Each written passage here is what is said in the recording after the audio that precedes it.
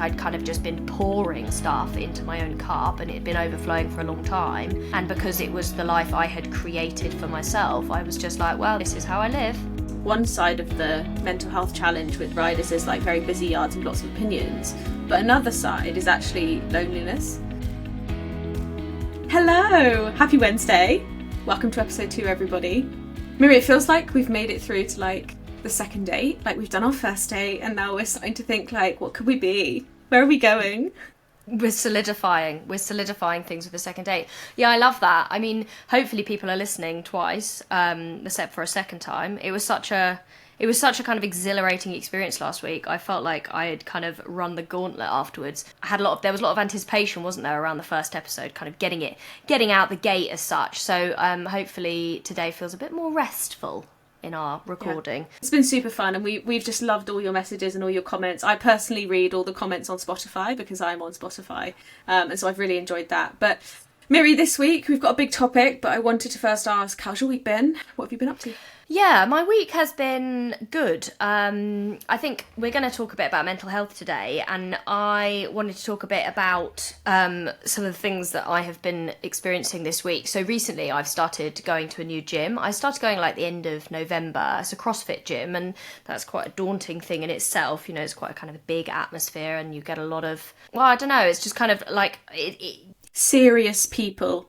Yeah, exactly, like serious athletes, and they are so strong, and it can be a bit like, oh.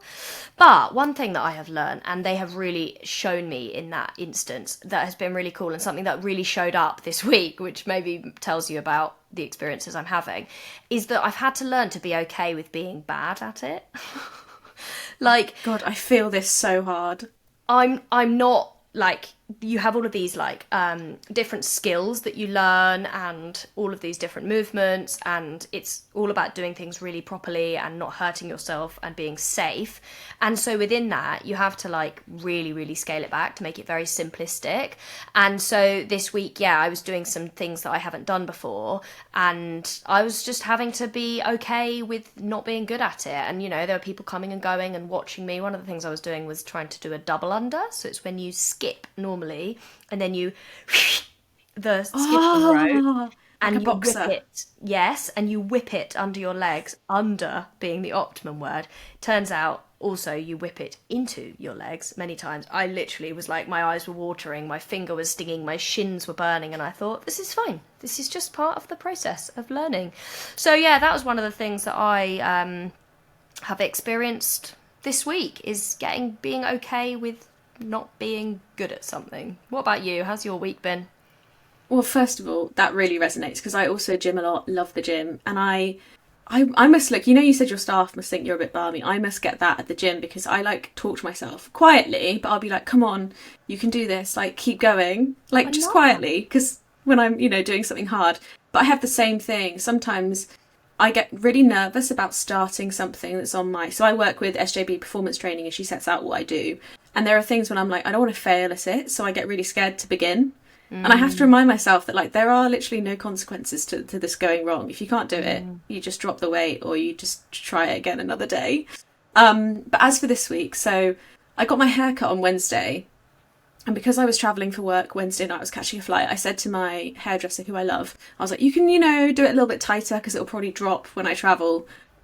Well, it didn't drop and I looked insane. I looked like a 50s, it was I ended up, I was in Sweden with a client and I ended up just having my hair tied up the whole time because it was just nuts. It looked insane.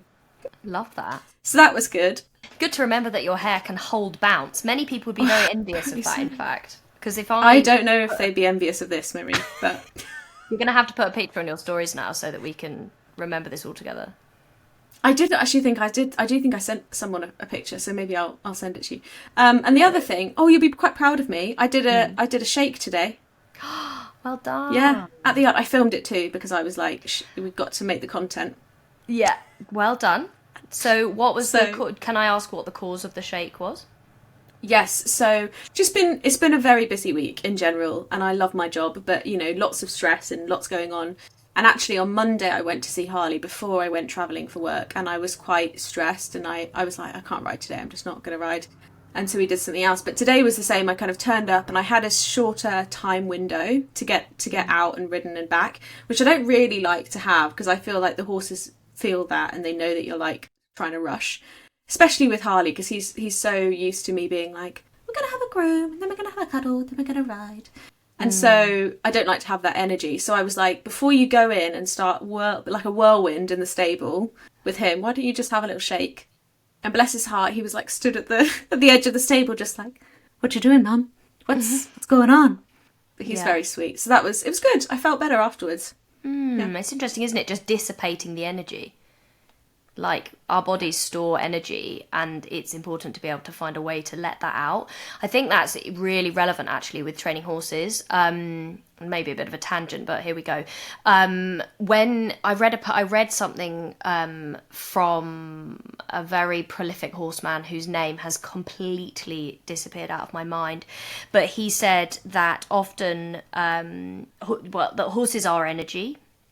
And a lot of things are energy in our lives, but horses are a very kind of obvious form of that. And often when we are feeling scared, we want the energy to slow down. We want the energy to stop. We want them to stop having energy, essentially. And actually, when they are feeling scared, they want to be able to move their energy. So instead of us trying to stop the energy in both directions, what we need to do is just find a direction for it. And I don't think I've quoted him very accurately, but it really stuck out for me because, you know, so often if I deal with a lot of clients who are struggling with their confidence, and something that is a really interesting one is you'll see them, and I'm talking like serious confidence trouble, like that's why they come to me, because they really are like facing a really brick wall of, I can't do this anymore. I love it, but I can't do it. And you'll see this kind of fear, it like zips them up. If you imagine a zip from your belly button up to your throat, and they get tighter and tighter and tighter, and their shoulders come closer and closer and closer, and they're on the horse, and they want everything to stop happening. They want to try to create a stop to that energy. And thankful to the groundwork that I practiced, that the horses learn prior to us riding them, we always have a way of moving that energy in a safe, consistent, like fluent way. And then you get this opportunity to let the energy flow again. So just like you did, you let the energy flow out. You felt all that energy and you thought, there's a bit of anticipation, there's a bit of whatever. I need to let this out because otherwise I'm going to give it to my horse. And I think, it's a real like life lesson of how to not take everything with us. You know, they say, don't they, leave it at the gate. Yeah, all the best. Yeah. It's all right to say that. It's very, very hard to do that. It's very difficult. Just be like, leave it behind. And actually it can really make people feel very demotivated or very unimportant if you tell somebody, just leave it at the gate. No, it's really important. And often something I get people to do is actually just talk about what it is. So they let the energy out of their bodies while we let the energy out of the horse's body. That was a tangent. I hope it was a helpful one.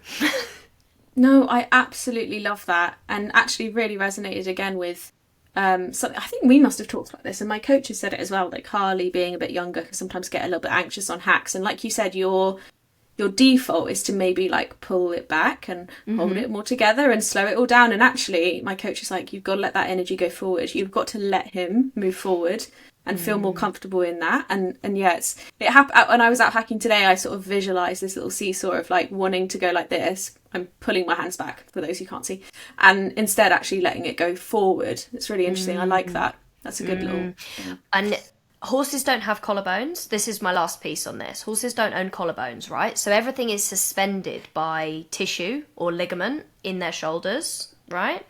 So when you feel that tight feeling coming up, what is actually happening is their shoulders are constricting. This is a natural thing that the horses have, basically. Everything constricts. It's a protection mechanism. They're ready to go, right? Everything is shrinking down. They would get smaller physically, shorter, thinner, all of those things, ready to out the gate, right? So what you can also do is letting it forward and to the side. So like moving the body from side to side a little bit while you're hacking, 2 steps of leg yield. They don't even have to know how to leg yield, right? But like just let them fall out of one shoulder, bend the neck a little, fall the other way. It's such a good way of kind of increasing the flow of the energy, but without feeling like, because what we're not encouraging you guys to do is to let go of your reins and put your leg on. That's, you know, and you would have, your tactful riding, you would have been like a softening way forward, right? Not like, legs, go. Yeah. No, still very much. He likes to have his hand held, so it's all very sort of exactly. Like a I love that. shaping of the energy. Yes. So our main topic for today is mental health, and Miri, I feel like you should kind of take the reins, as it were, on this one, because you've had a really interesting year when it comes to mental health, and I have a slightly different perspective in terms of its relationship to horses. So, do you want to start? Yeah, so this time last year, actually, I had like basically hit burnout, and I've never experienced burnout before, but burnout is maybe quite a modern term for essentially exhaustion of the mind and the body. It's not just like you're really tired in your body, but your brain essentially like just runs out of the ability to keep going at the rate that you were going at.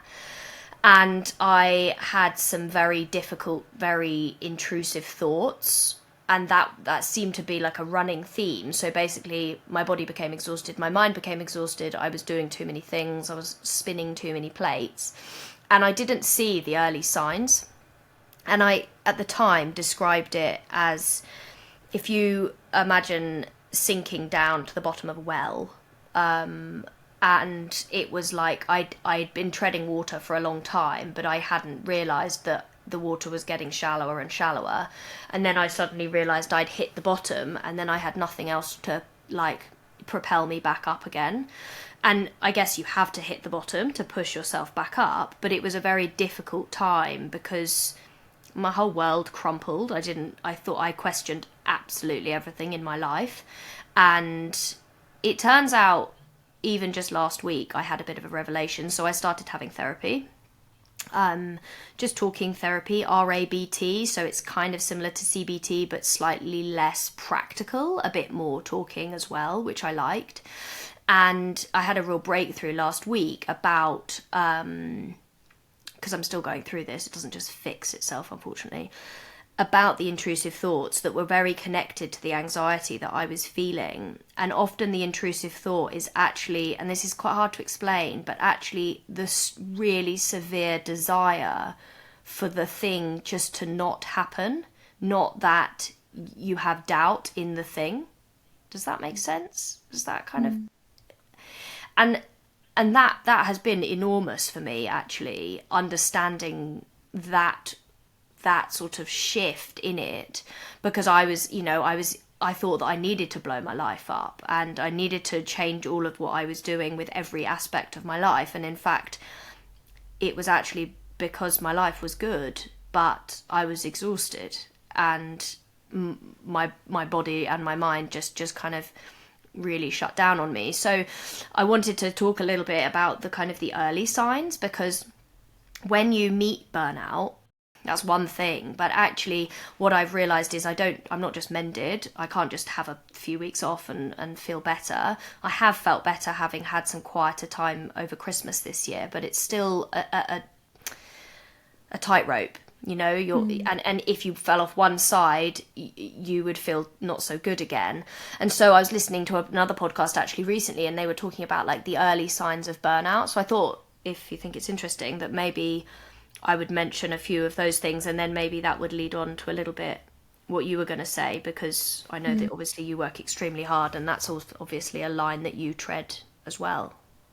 Yeah, I think that would be really useful. The other thing I'd love you to touch on, if you feel comfortable, is I suspect there wasn't like a day where you woke up and you were like, oh, burnout. Maybe there was, looking at your face, I'm not sure. But because I think some people struggle to be like, I know I've had moments in the past where I'm like, am I burnt out? Or am I nearly burnt out? Like, at what point do you decide you're going to make a change in the way that you're doing things, you know? So for me, it was sudden. But I think it's because I had never validated being tired. Like, for 10 years. It's a big statement. Yeah. Working with horses, I hadn't validated the fact that I was exhausted. And I did 3 persons work, basically. I ran a yard, I did my social media, I did my online training, I coach online clients, I coach in-person clients, I have a house, I have 3 dogs, I have many horses of my own. I have a partner, you know, all of those things, it had added up to a very sensitive person as well, I'll mention, because I may have listed all of those things and somebody thinks, cool, yeah, I do all of that just in before 10 a.m. But I'm a very sensitive person. I take on a lot for other people, like people emotionally. So I think I'd kind of just been pouring stuff into my own cup, and it had been overflowing for a long time. And because it was the life I had created for myself, I was just like, well, this is how I live.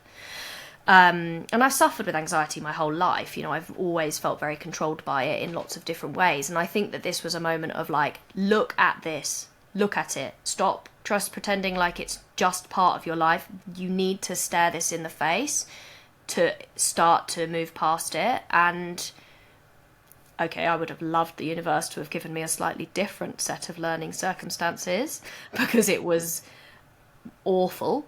And I shouldn't use the word awful, but it was really, really hard. Because one of the things about anxiety is if you say that it's awful, it becomes bigger. It's like the monster that if you say, oh no, it's just a cute little monster, it's not so bad. It was pretty horrible. Don't tell my therapist, it was bloody awful. Anyway, so the early signs of it. So disconnection was one of the biggest ones. I just felt like I was disconnected from everybody in my life, my friends, my partner, my pets. I didn't feel like I had love for things anymore. I was just doing them, but they weren't like filling me up. You know, I wasn't like, yeah, I feel really passionate anymore. It just, that was one of the things that I had really noticed. I'd stopped looking after myself. I would scroll on my phone for a long time, disassociate, procrastinate, be lazy and make my life harder for myself. You know, like I would have worse routines, not eat properly, not care for myself properly. And now those were the two main things that I think I would have noticed prior to the major burnout. But now what I notice is procrastination is the first thing that starts to happen.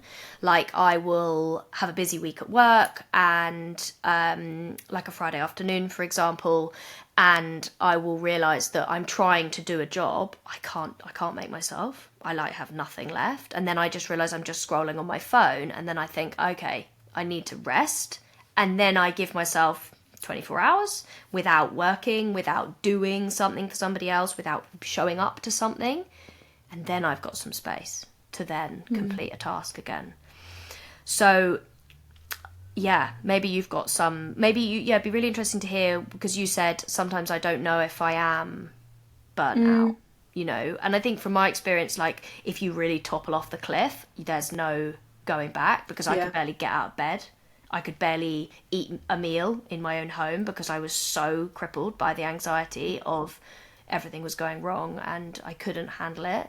So, like, I think burnout comes in very many varying forms, and I don't want to, like, devalue anybody's experience. For me, I've never experienced that, and that is now my definition of burnout. But potentially there's experiences that you have had where actually your capacity was at zero and it would look different to what my zero was. So, yeah. Yeah, I mean, I do want to get onto how it works in the context of the horses for me, but there was a job that I had a different role in my career, and it wasn't until I left. I mean, I knew all these things were happening when I was there, but it wasn't until I left and I spoke to a career coach and we kind of figured out what kind of culture would work better for me and things that I realised. But, like, I worked at one place and I would cry, like, a lot, like, almost every day, and, like, really feel like I was just not doing a good job, and it would keep me up at night, and I'd be working late, early, and I picked up some really picked up some anxious habits. So I started picking around my fingers, and they would bleed, like frequently bleed. And I would start like more like OCD habits, like checking the door, checking the fridge, like all these things that just I would never had that sort of problem before. It was really sort of compulsive, like tension-based habits. And I know now, like, when those things start ticking up, when I start finding myself double checking the door, if it comes to the yard and I find myself double checking the stable door, I know things are pretty, I need to sort of have a little look. But it's easy to recognize now, but it wasn't until I came out of that I was like, oh yeah, like, that's not normal. And it's not burnout, but it was certainly like fitting a round peg in a square hole in terms of cultural fit for me. But with that in mind, I think for you it was so tied up in your job, but for me, like, my horse is my hobby, and having the right people around you I think is so important. Like, I adore my coach, and one of the things that really drew me to her in the yard was that she'd done not only all the usual training but also stuff in rider psychology. And so I feel like we've worked together now for, I want to say, like 3 plus years. She knows me really, really well. And I feel really comfortable. Like, there are days when I'll come and be like, I'm at like an 8 and I don't have capacity to do hard things today, and I don't want to be pushed. And she would pick it up anyway, but being able to be like, that's okay. And then we do a completely different kind of lesson where we do something that's easier. Or, you know, she was saying to me, I was riding the other day and she was like, we were doing a jumping exercise, and I can't remember, she was asking me to focus on one specific thing, and it worked really well. And when we finished, she was like, I think this works really well for you because your brain has a lot going on all the time, and sometimes we need it to just have one thing because that's really good for Harley and that's what he likes. And so I think it's also for the hobby riders who have stressful scenarios or work outside of the horses, being able to understand that those things will exist in all areas of your life, but that they don't have to feed in. And yeah, having the right coach has been absolutely incredible. Like, even when I've had really hard times with Harley where he's been finding things really difficult, there was a period when he was 5 where he just became really over his limit all the time out hacking, and it led to some like big explosive behaviour, and I found that really difficult. And I came back from this hack and I went and found my coach. She was in the feed room making the feeds, and I was like nearly in tears because I was like, this is not nice and I'm really trying to do it myself. But, you know, you come down when you already had a really stressful day, and to your point, you feel a bit over your limit, and then your horse starts feeling over their limit, and both of you are just like, this is awful. And that's been really helpful, having the right people and the right yard too. Like, well, we could spend a whole episode on livery yards, but some of the things I read online, like, I just really feel for people. I love my yard and I love the liveries that I'm around, but I would never ever want to be somewhere where I'm like hiding from someone or trying to come up at a different time. Like, it should not be that hard. No. But yeah. I just think sometimes people get very stuck at livery yards because of the situation, like it's close to their home, or the livery offers something very suitable, but the people there aren't. And I think that comes down to who's running the yard, if I'm honest. Having known about it, often those environments are run by somebody potentially not very regulated or not very aware of what's going on, and then you end up with an environment that is not very regulated and not very aware. I really want to actually spend a little bit of time, unless you have something else that you want to talk about, Miri, I want to spend a bit of time talking about the stress and the mental health of being in difficult situations around horses, because I feel like you have a whole career of like some challenging characters, and I would love to learn how you manage those for people listening. Before we do that, I'd love to take a moment to thank the sponsor of our podcast. Now, we've been talking about anxiety today, but our horses feel that anxiety too. And so we want to take a moment to talk about Premier Performance. My mare's Aura, she is a grown-up now. She's 9 years old, and I've had her since she was 3, so she'll turn 9 this year. She's not 9 yet. She was previously having a karma all the time, and I got to a point where I thought I actually would like her not to have to.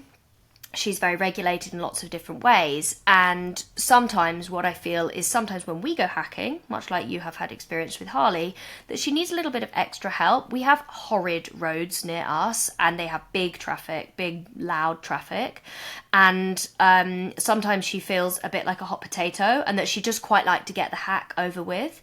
So this week we trialled giving her a calming cookie in her breakfast, and so she had her calming cookie at 8 o'clock, and I took her for a hack, and she felt so capable of dealing with all of the things. It was like somebody had just said to her, you've got the tools for this, because she does. She knows well how to handle herself in difficult situations. That's part of the training that I do, but she needs a little bit of extra help. She's a hot-blooded horse. She, you know, I want that hot blood when I'm training her, and she's like, yeah, teach me something, let's do something fun.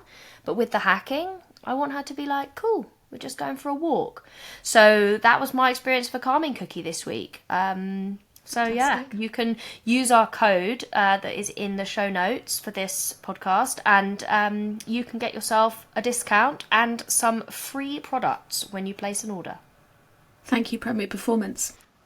All right, so Miri, I want to go back to this notion of like stress and mental health that's etched into the tapestry of yard life, because I think that will be quite helpful for people listening. You have such a way with words, Rhi. I love it.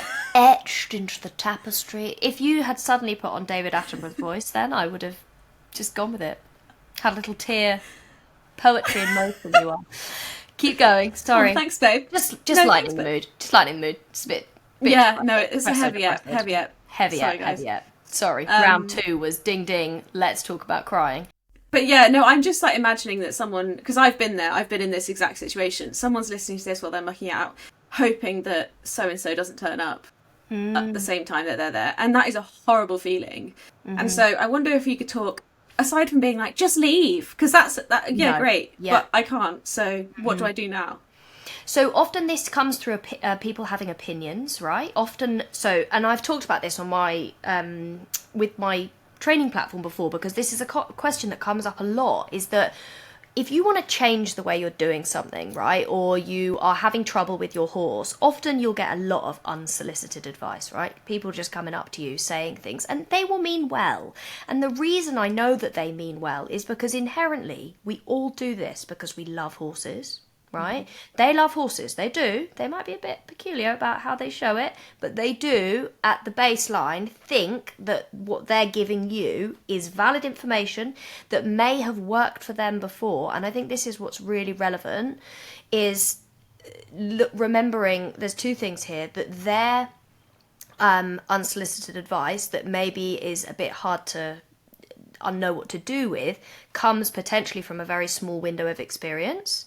So it's remembering to yourself, thinking to yourself, okay, thank you. I really appreciate you taking the time to share that with me. That's it. You don't have to say, I'm not going to do that. Leave me alone. You don't have to say, thank you so much. I can't wait to start doing X, Y, or Z that they've said. But you can just say, thank you. I really appreciate that. That's the first thing to remember, is where has their experience come from? And is that then relevant to you? And then the other thing is, and this one's a bit more blunt, if you wouldn't ask them for advice, do you listen to their opinion? And that comes, social media, that's a place for that, right? Like, you're like, oh, wow, thanks for your opinion. But you wouldn't go out asking for that advice, so you don't necessarily take that on. I think that can help in terms of those conflicting situations where somebody's constantly coming up to you, telling you what to do, just being very, mutual about it. Yeah, go on. Well, on that, something Miri and I have talked about before, you taught me this, Miri. I've called Miri up before, and I've been like, so said this thing to me today, and I just was like, why did you say that? And I'm like, I just don't know what to say back, like, blah, blah, blah. And Miri, in Miri's way, has just paused, and there's just silence as I'm driving, and I'm like, oh god, what's she gonna say? And she goes, do you think that there's a reason? No, what is it? You say, do you think that the reason that this might be triggering you is because there's an element of truth? And I'm like, actually, no, I hadn't really considered that. and it's okay. That can be a bit of a bitter pill to swallow, can't it? Yes. Yeah. If something is triggering you, often it is because it pokes a sore spot within yourself, or an area where you don't feel you may not agree that it's true, but you might be like, well, I don't have enough knowledge to validate the other alternative. Yeah. And in that scenario, there's two things. One, I think, is, and Miri, I think you're very, very good at this, is working on your own self-confidence and distancing yourself from the need for external validation. That's one piece. The other piece is, if you are like myself, like a hobby rider, and you're never going to have the knowledge that Miri has, and you can't always rely on that for your confidence, surround yourself with people that you really respect and that are your professionals, because then it becomes so much easier to be like, yep, hear that feedback, but actually, Hannah and I have organised a plan for that, and I feel really confident in Hannah and her, experience. Absolutely. Yeah, and I think that comes down to a lot of it. Often people are just kind of winging it a bit some of the time. And actually it's important to, if you are starting to find yourself struggling in a certain situation, is to reach out to somebody who you know, really trust, or even if you reach out to them and then they don't quite help you in the way you thought, you've started the ball rolling with asking for some help. And that's just the first step, right? Is just asking for some help and acknowledging that maybe you don't know all of the answers to the experience that you're having. I think we should maybe circle back a little bit to what you said about if people are in a very difficult, like a conflict situation on a yard where someone is very like difficult or argumentative, maybe, because I know that is not uncommon. And the thing that I say this to myself on a regular basis when Marjorie was having a terrible time screaming at me and she was evidently very distressed, and I had to remind myself that wasn't personal to me. It felt it at the time. It felt very personal. She was calling me a silly girl and stupid and all of those things and telling me I'm wasting everyone's time and that kind of thing. And, you know, that was in that moment it was quite upsetting to be made to feel like that, because you believe people when they say things that are horrible to you, right? That's quite a normal human thing to do. But afterwards, I thought to myself, God, that's really tough. Like, she maybe, and I don't pity, you try not to pity people, but thinking, like, where did that come from in her?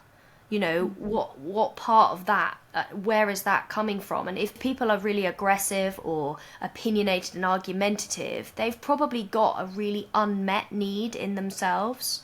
Like, they're really feeling something not so good in themselves. So, you know, you don't want to be like passive aggressive and be like, oh, are you having a hard day? No, that's not going to help.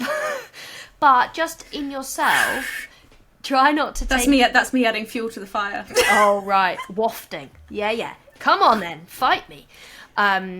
It's by saying, you know, remembering to yourself after the outburst, after the argument, whatever it might have been, trying to see a bit where that's coming from so that you can understand it and then you can let it go a little bit. I think I find that very, very helpful in conflicting situations, because the person potentially only has the best interest at heart. It just comes out in all of the wrong ways. I could also offer a bit of a corporate lens on this. Yeah, and I'm not saying... I, that's really interesting. This is why we're doing this, right? Because I professionally ride horses, but you have a corporate career that is very, very different. So we have two very, balancing opinions on this kind of stuff. Yes, so first of all, turn up to the yard in a suit. No, I'm kidding. But there are some boardroom tactics that I think would be helpful here. The one that I think is interesting, if someone is being very irate, and I mean like they're at a 10 out of 10, the energy is really high, really aggressive. Firstly, keeping your energy as low as possible is a really useful tactic, because it becomes a bit of a mirror, and they start to realise that their energy is really off the charts. The other thing you can do with the same energy, if you can and you feel comfortable, is if somebody says something that is really out of pocket and outrageous, is just say, sorry, could you just repeat that? Because someone having to repeat the thing that they just said to you, especially if they've used a slur or a swear, is actually quite powerful, because then people feel quite embarrassed. And you will find people will often self-edit what they said. So that's really useful. Another thing that I've used in corporate settings, again, I know it sounds like maybe it wouldn't work on a yard, but I've used it in real life scenarios as well, is to just say, I'm not comfortable with this conversation. I'm beginning to feel like I'm not comfortable with this. And I want to continue this conversation, but I'm not continuing this conversation now. And I would like to pick it up. And if that person keeps ranting, you've already set your boundary. You can just walk away. And the final thing is something my career coach taught me was, I saw at work once, I saw a conflict. I wasn't part of it, but it made me feel very uncomfortable. And I jumped on the phone with her and I was like, this is what happened. I don't know what to do here. This has made me feel really uncomfortable. And she was like, what's your red line? Has it crossed your red line? And I think we all need to know what ours is, because it will all be different. And I decided actually on reflection that it hadn't gone over my red line, but I knew what they were. And I think there's real power in being able to take the emotion out of it and just be like, okay, if this or this happened, red line. If this or this happens, I can cope with that. Because I think often what I've seen on like when people are struggling with knowing whether to leave a yard is knowing where the line is. And actually I think being able to reassess that every time something happens and be like, okay, I'm at my red line. And honestly, I think final advice is like, I don't even know the right way to say it, like, your horses are supposed to be enjoyable, and if you are dreading going to the yard because of somebody else's behaviour, it doesn't matter how good that yard is. It really doesn't. Because if that person's not going to leave, like, you're better in like a field. If something is costing you your peace, it is costing you too much. That is a much better articulation. But I just think it's a very clear way of saying, you know, it's knowing, but you have to know what is costing you. What is your peace? Yeah. What does peace look like for you? Because if you can't establish what that is, then that's where you need to understand it before you can draw your line and say, right, I'm out of here. This isn't worth it. Yeah, yards can be complicated places. That is for sure. Lots of big, energetic, you know, because this is because often horses become our mirror. So often people will go to their yard and they will be confronted with their hardest, most difficult fears. And that's something that I have had to come to terms with when I have very difficult horses that come in, and maybe draws us back to the point that you were making earlier. Aren't we good at this podcasting thing? Where you were saying, you know, where do you see it with the horses? And this is, you know, horses have walked beside humans for millennia, right? We rode them into battle. They stood by us when we lived on the plains of Mongolia. I don't know if that's relevant, but maybe cut that out, Amy, not sure. We keep doing this. If we say something slightly odd, we're like, Amy, is that all right? And then it may or may not turn up in the podcast. One of these days, she's going to leave it in and we'll be like... Yeah, I think it's this time, if I'm honest, because I think this is funny. But you get my drift. Horses have been companions to humans for a very long time. Horses and humans have a symbiosis, love that word, where they, integrate in a way that you probably don't even realize you're integrating. Horses have amazing energetic field around their heart, and it goes far further than a human. So they can sense you when you're a long way away. They can also sense your energy when you're a long way away. And the point I'm trying to make is, if a person is really struggling with something, their horse is going to reflect that back at them. And so if they're finding themselves becoming very frustrated or very nervous or very angry or whatever the emotion may be, their horse is going to be like multiplying that. So then when they go to the yard, they are potentially being confronted by that even more full force than they were previously. And so potentially that is why sometimes environments can become very fractious, because it's like everything is dialed up so much because everyone is like, yeah, having a hard time potentially.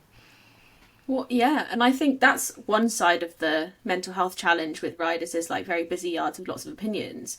But another side is actually loneliness. And there will be people listening to this who are on a yard on their own and they're like, lonely? I love it. I don't want anyone ever. One of my best friends actually runs a yard on his own. He might be listening. Hi, Ollie, if you are. And he loves it. He works on his own all day and he loves it. But I do think loneliness is a thing, especially when you're working outside a lot. My dad was a shepherd when we were growing up, and he spent the whole day on his own, basically. And I was thinking about it in preparation for this podcast, and I was like, oh, you know, I lean a lot on online sort of connection as well. And I get a lot of DMs from people who are like, yeah, a lot of... Maybe just put a hand up, because you can't see. Because like, we made friends through Instagram. Here we are. Yes, yeah, we did. Like a Tinder date, but for friends. But I do get a lot of... Maybe we should cut that out as well. I get a lot of DMs from riders who are like me, who are like really struggle with not having horsey friends or family, and therefore where do they find their connection? And I always recommend like looking at groups and things. And this is a bit of a tangent, but I did want to give a shout out to Riders Minds, who are the charity who are all about looking after riders' mental health. But beyond that, I was in a Facebook group recently and someone had posted anonymously. It was really sad, actually. They were like, obviously really struggling, and they were looking for advice, and I was reading through the advice, and Riders Minds had gone into that group and commented on the post and said, like, just a reminder that we're always here. And I just thought that was incredible, because we can all share these bloody telephone you know, numbers until the cows come home, but people aren't necessarily going to pick them up. And I just thought that proactivity of like, we are here and we see you and we hear you was so good. I was just like, that was great. So if anyone from Riders Mind is listening, I think that was a fantastic move. I think loneliness in the horse space is actually probably quite prevalent at the moment, because there's a lot of talk around sort of like how we're doing things with horses, and there will be a lot of people who are starting to come to a point where they're like, I don't want to do that. I don't want to train my horse like that. Oh my God, I really don't align with that, or the bridle, or the flash strap, or the whatever it might be. And that can leave people feeling a little bit on their own. And I think it's important to, if you are in that space and you're trying to change the way that you do things, and maybe you're getting a lot of opinions like, oh, just ride the horse. And I've had some horrible comments online. You know, I deal with a lot of problem horses, and I mean problem horses like horses that are deemed unrideable or something. And often those horses have got something wrong physically with them. And I've had some horrible comments from people online being like, oh God, every horse has got a problem because of her. And she just thinks that there's a problem with every horse and this, that and the other. And people can say all of those things. I wouldn't ask those people for advice, so I'm not going to listen to their opinion. But the reality of it is I have to stay true to myself, and no, I'm not just going to ride the horse through the problem. I'm not going to show videos online of me riding a horse, bucking and bronking and being completely miserable because people have told me that that's what I should do. No, I have to stand on my own 2 feet, and I have to say, no, even if I'm the only person, if I believe that that is what is right, and you believe that that is what is right to be doing with your horse, then just stand your ground. You're doing okay. People will come. The people are starting to lean that way. So if you feel like you're a little bit different at the moment, and you're the only one on the yard that doesn't want to ride with a whip, or thinks that maybe they don't want to shove their horse on the horse trailer anymore, they want to work out why this is happening, you're doing really well. And please keep going. Your horse is going to be so grateful, and you actually aren't alone. I'm here. I believe you, and Rhi believes you too. I'm saying it for her. But the narrative is changing, guys. And if you feel a little bit alone, don't worry, because everybody is hopefully starting to see this a little bit more. And being an individual isn't a bad thing, I don't think. Yeah. God, what an episode. I really wish I had a funny story to finish it with, but I don't. Do you have anything funny? Yes. Anything funny from your week? Yeah. Of course you do, because you're an absolute calamity. Well, I've got a funny story I wanted to tell about being bad at something. Oh yeah, go on. Love those. I'm quite good at training horses, right? I will preface this by saying that. Wow. Well, you're about to maybe decide whether you are or not. We also, of course, have our stories that people have sent us, but that's a whole nother section. So let's go with this story first about being okay with being bad at something. So quite a long time ago, I'll say that it's, a couple of years. I've done some learning since then. I had an experience with a horse, and we were doing some long lining, and this horse, she had some anxiety around the feeling of the lunge lines. Now, we'd done our preparation, it all was going really well, she had been very well set up for this situation, and we had had a few long lining sessions, and it had been really positive, and then calamity. I don't entirely know how it went so wrong, but the long and the short of it was we were absolutely fine, and then I dropped a lunge line. Not totally, but dropped the loose ends. Yeah. And then as I went to pick it up, it got caught around my foot. And then she got a bit nervous, because I was then evidently quite nervous, because I suddenly had a lunge line wrapped around my foot. And then before you know it, she's walking off in a relatively nervous way. Not like full-blown panic. There was no trauma caused by this incident. But she was just walking away from me, giving me a side eye, what human are you doing? At which point I fell onto my backside, because the lunge lines were caught around my ankles, and they had physically pulled me onto my backside. So now I'm like in a film, like slightly skiing along behind this horse. Again, she's just walking away from me quietly, like, why are we doing this? This is really strange. But at this point, what am I learning? yeah, at this point, she's now actually moving me along the ground. Then some poles were on the ground, and then they got involved. And anyway, I fixed it. I untangled the lunge line from my foot, and all was absolutely fine. But in that moment, I had a very real reminder of you're never too good to keep learning. Sometimes you just have a bad experience and you try to limit the traumatic experience to the horse as best you possibly can.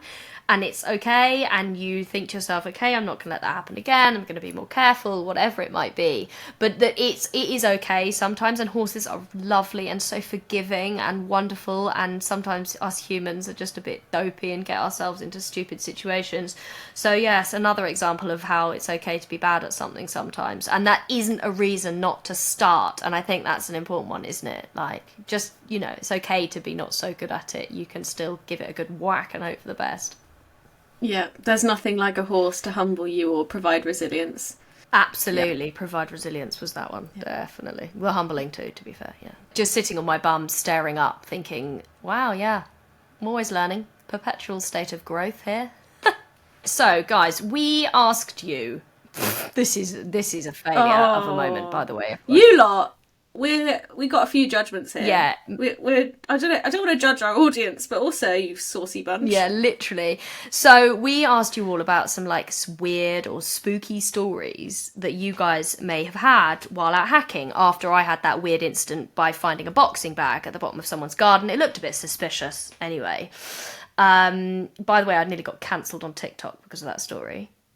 People are like, oh my God, Logan Paul, doesn't anyone learn from him? Because he posted a horrible video, apparently, I've never seen it, of a unalive body, and got cancelled. I mean, he's been cancelled loads of times, that guy, because he's a bad person, isn't he? But I think, is that the right person? I don't know. Anyway, people in the comment section, it's gone quite viral, basically, the boxing bag story. And people are like, oh my God, doesn't anybody learn, da da da da, and I'm like, oh, sorry, didn't know it was that serious. But the story, we asked you for some stories, and turns out we can't share any of them because they're just smutty, basically. We did ask our producer. Well, I don't think I can say it. We asked our producer like which ones we can share, and she was like, you can't say that, you can't use that one. So basically, it was a lot of people finding a lot of adults having some fun, a lot of adults having fun, and also a lot of adults with a lot of adult objects. There was one story that did make me laugh. A lady was out hacking. She was actually quite young when this happened, and apparently there was a couple in a lay-by, middle of the day, broad daylight. Picture the scene. You're out on a hack, lovely, glowing sunshine. Oh, look, there's a car with its sunroof open. How lovely, wonderful. She's riding past farmers, like next to a farmer's field, not outside of the road, not hidden in any way. Fully two very unclothed humans having a lovely time together. And the best part, they didn't stop. They just kept going. She's there clip-clopping. You can imagine it. Clip-clopping on her bloody horse. And these people are there having the time of their life. Good morning. And then just carries on. It was lunchtime, actually. She said it was lunchtime. But regardless, that's wild. That is wild. That is a level of I don't give a flying whatever that people can see me that I would never, ever become. Do you know what they're probably really good at? Not leaning on external validation. So, shout out to them. But because this was such a flop, we're going to try something else for next week. So if you're listening to this, what we would like you to do is ask us a question. Something, maybe you having a difficult situation at a yard and you'd like our advice on how we would handle it. Or maybe you're having a difficult situation at work and you would like us to help you with it. So you can either send us a DM on Instagram, so just type out your question, or if you want to record it as a voice note and send that to us, then either of those options are wonderful, with permission, obviously, to share. We can keep it anonymous, probably would be a good idea if you are going to be talking about somebody at your specific yard. We can change names, whatever you want us to do, that's absolutely fine. But yeah, we'd like to help, and I think this might be a good opportunity to offer that help. Yep. Our handles are in the show notes, as is the contact details for the podcast, the Gmail, and yeah, we've really loved hanging out with you for another hour of your week. What a privilege, though, Miri, just a moment to hang out with somebody for a whole hour in their ears. That's actually quite cool. Absolutely, and hopefully give you some, some helpful tips and tricks, some ways of getting through this equestrian life, because, well, it can be hard work, and I think that's okay, but it's important that we all come together and help each other, and this is a lovely opportunity to do that, and a way to wax lyrical and chew the cud, whatever the phrases are. So thank you so much, guys. Thank you so much, guys, for listening. We will see you next week. Wednesday mornings. Wednesday, every Wednesday, we will be live. If there's anything that you'd really like us to talk about, please do send us a message too, and we will see you for next time. Listen to you for next time. Oh God, she was doing well. See you next week. Bye. Bye.